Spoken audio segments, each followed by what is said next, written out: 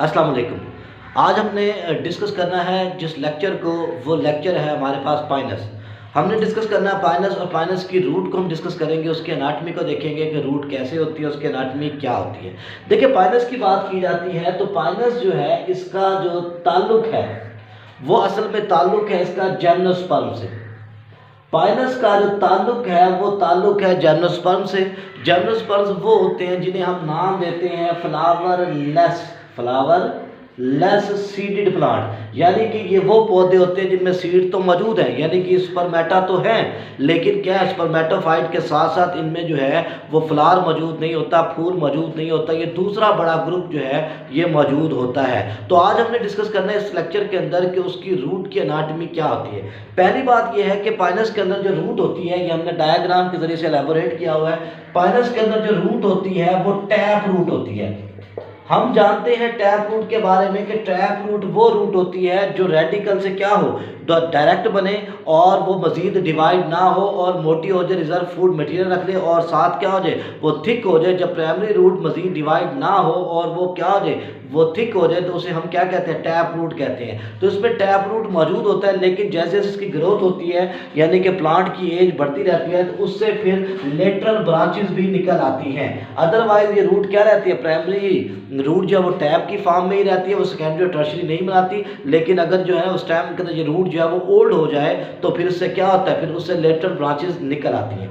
अब इसकी रूट्स के अंदर क्या होता है, इसकी रूट्स के अंदर जो है माइकोराइजा ही मौजूद होता है। हम जानते हैं कि माइकोराइजा क्या होता है। माइकोराइजा ये है कि जब फंजाई, ठीक है, जब फंजाई जो है वो क्या करती है, वो दरख्तों की जड़ों के साथ एक म्यूचुअलिस्टिक एसोसिएशन बना लेती है, एक सिम्बियोटिक रिलेशनशिप बना लेती है। तो सिम्बियोटिक रिलेशनशिप को, म्यूचुअलिस्टिक रिलेशनशिप को हम लोग नाम देते हैं किसका, हम कहते हैं कि ये क्या, ये माइकोराइजा है, जो ग्रोथ के लिए ज़रूरी है, क्योंकि नाइट्रोजन को क्या करते हैं, ये फिक्स करती हैं। तो ये उसके अंदर क्या होती है, ये उसके अंदर मौजूद होती है। अब जब मजीद हम देखते हैं इसकी एनाटमी को, तो वो डिस्कस करते हैं। इसकी जो रूट की एनाटमी है बिल्कुल वो क्या है, वो तकरीबन सेम मिलती जुलती है किससे, एंजियोस्पर्म से, डाइकोटिलेडन से। तो इसकी डाइकोटिलेडन से क्या होती है, बिल्कुल मिलती जुलती होती है, वो ज़्यादा इसमें फ़र्क नहीं होता। वो क्या होता है, डिस्कस करते हैं। सबसे बाहर जो इसकी लेयर मौजूद होती है, वो लेयर होती है, सेवरल लेयर होती हैं, कंपैक्ट सेल्स होती हैं, उसे कहा जाता है एपिडर्मस। और हम अक्सर जानते हैं कि रूट की जो एपिडर्मस होती है, उसे एपिडर्मस के साथ साथ एपिबलीमा भी कहा जाता है।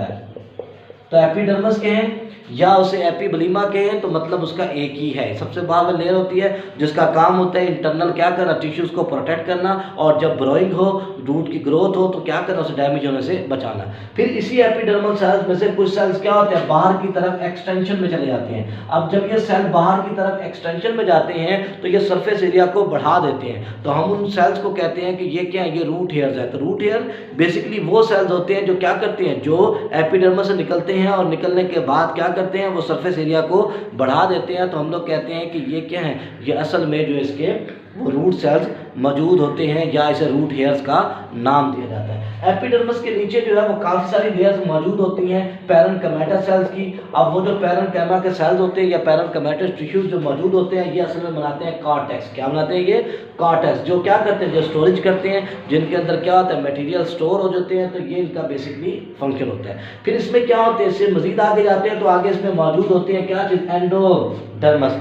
एंडोडर्मस का काम होता है कि वो सेंट्रल जो स्टील होती है, वो जो वास्कुलर बंडल होता है, उस वास्कुलर बंडल और जो है कॉर्टेक्स वगैरह के दरमियान जो है वो क्या करती है, वो एक बैरियर के तौर पर, एक जो है वो बाउंड्री के तौर पे काम करती है, ताकि क्या दोनों रीजन डिस्टिंक्ट हो जाए। तो इसमें क्या होता है, सिंगल लेयर ऑफ एंडोडर्मस मौजूद होती है। इस एंडोडर्मस में कुछ स्पीशीज हैं जिनके अंदर क्या होते हैं, जिनके अंदर कैस्पेरियन बैंड्स भी मौजूद होते हैं। और हम जानते हैं कि कैस्पेरियन बैंड जो है ये पानी के अंदर डिजॉल्व नहीं होते, इसलिए क्या होता है, जब ये पानी को ऑब्जर्व करते हैं तो कैस्पेरियन बैंड जो है उसके गिर्द क्या करते हैं, बैरियर बन जाते हैं, ताकि वाटर क्या हो, ताकि वाटर जो स्प्रेड हो, और जब पानी क्या करेगा, फैलेगा, तो फैलने के बाद वो क्या करेगा, इर्द गिर्द के टिश्यूज को भी गीला करेगा, वेट करेगा, बात करेगा, ताकि सेल्स की एक्टिविटी ज़्यादा हो सके। इसके बाद इसके अंदर मौजूद होती है सेवरल लेयर, बहुत सारी लेयर मौजूद होती हैं पेरिसाइकिल की। पेरिसाइकिल के बारे में हम जानते हैं कि पेरिसाइकिल जो है ये क्या होता है, ये जो है डिवाइड होने की एबिलिटी जो है ये मौजूद रखते हैं। तो ये बेसिकली क्या होते हैं, मेरिस्टेमेटिक होते हैं। इन्हीं पेरिसाइकिल्स की वजह से, सर्कल की वजह से, इसी रिंग की वजह से, मेरिस्टेमेटिक रिंग की वजह से अंदर भी बनता है वास्कुलर कैम्बियम, और वास्कुलर कैम्बियम में आगे वास्कुलर बंडल बनाना होता है। वास्कुलर बंडल में जाइलम और फ्लोएम जो है वो शामिल होती है। तो इसमें क्या होता है, इसमें एंडोडर्मिस के नीचे 2 से 3 लेयर जो है वो मौजूद होती हैं, पेरीसाइकल्स की मौजूद होती हैं। पेरीसाइकल के बाद इसमें आता है क्या चीज़, वो वास्कुलर बंडल आता है। वास्कुलर बंडल की जब बात की जाती है तो बाहर क्या मौजूद होती है, बाहर उसके मौजूद होती है फ्लोएम। फ्लोएम इसके बाहर मौजूद होती है, जाइलम इसके सेंटर में मौजूद होती है। अब इसकी जो फ्लोएम होती है बाहर की तरफ होती है, वो फ्लोएम की भी टाइप्स हैं। अगर जो पाइनस का दरख्त है वो अभी क्या है, उसकी एज ज़्यादा नहीं है, तो उसमें क्या होगी, उसमें प्राइमरी जो है ना फ्लोएम मौजूद होगी। फिर इसमें डिफ्रेंशिएशन होती है स्टोरेज की वजह से, तो ये क्या हो जाती है, ये सेकेंडरी फ्लोएम में भी तब्दील हो जाती है। फ्लोएम के अंदर जो है फिर मौजूद होते हैं जाइलम, और हम जानते हैं कि जाइलम भी 2 किस्म के होते हैं। एक वो जाइलम जो क्या होते हैं, जो भी डायरेक्ट जो है वो क्या है वास्कुलर कैम्बियम से बने हैं, वो क्या होते हैं, वो इमेच्योर होते हैं। तो उन्हें इमेच्योर को नाम दिया जाता है प्रोटो जाइलम का। तो इसमें क्या होते हैं, इसमें प्रोटो जाइलम मौजूद होते हैं। इसके अलावा इसमें मेटा जाइलम भी मौजूद होती है। अब इसमें जो जाइलम होती है बेसिकली वो क्या होती है, वो वाई शेप होती है। जब हम उसे देखते हैं तो वो वाई शेप नजर आती है। इस वाई शेप होने की वजह से, ठीक है ना, इसमें क्या होता है, इसमें जो है वो कैविटीज पाई जाती हैं, यानी कि इसमें रेजन कनाल्स पाई जाती हैं। रेजन्स क्या होते हैं, ये जो है वो स्टिकी लाइक सब्सटेंस होता है जो इसके अंदर क्या होता है, ये मौजूद होता है। तो इसकी रूट में रेजन्स कनाल्स मौजूद होती हैं, जो असल में कहाँ होती हैं, इन द आर्म्स ऑफ, ठीक है ना, in the arms of the xylem मौजूद होती है। जाइलम जो इसके अंदर पाई जाती है वो मोस्टली क्या होती है, वो डाई आर्च होती है।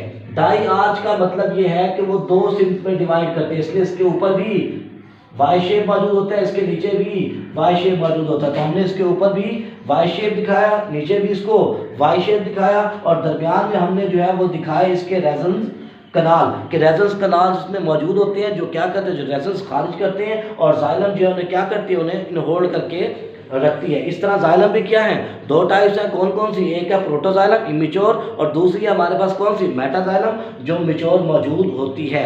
इसके बाद जो है इसके सेंटर में क्या होते हैं, इसके सेंटर में, ठीक है ना, स्टार्च रिच सेल्स होते हैं जिन्हें कहा जाता है पिथ। तो पिथ इसके सेंटर में मौजूद होती है, जो क्या होती है, जो बाद में इसके अहम रोल रिजर्व के तौर पर इस्तेमाल होती है। तो ये बेसिकली हमारे पास क्या था, ये बेसिकली हमारे पास जो टॉपिक था वो टॉपिक कौन सा था, वो था पाइनस की एनाटॉमी ऑफ रूट।